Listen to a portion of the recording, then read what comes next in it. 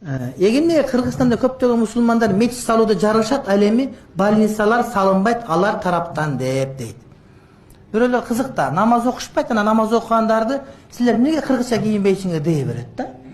Өзү кыргызча деле жок, намаз дагы жок. Анан ушинте берет. Анан өзү бирөө мечит дагы салбайт, анан салгандар эмнеге мечит сала бересиңер дейт.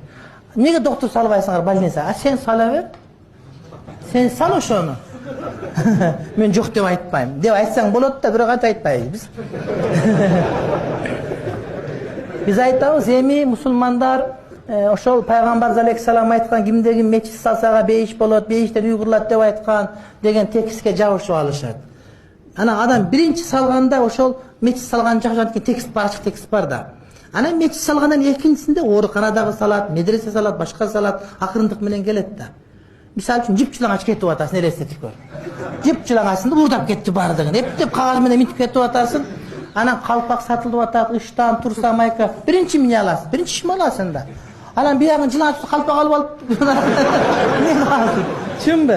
Ошол сыяктуу биринчи салганда мечит салат. Эмнеге? Ачык текст бар да, сага мечит уйгурлат деп. Анан экинчи кийесиң. Айтат да, бир акыл эс жок экен, бу калпак кийбей эле башка бирдеке кийбейби? Калпак сатаганга чейин калпак жакшы калпак. Эми калпакта коргулуп бүттүк бардыгыбыз.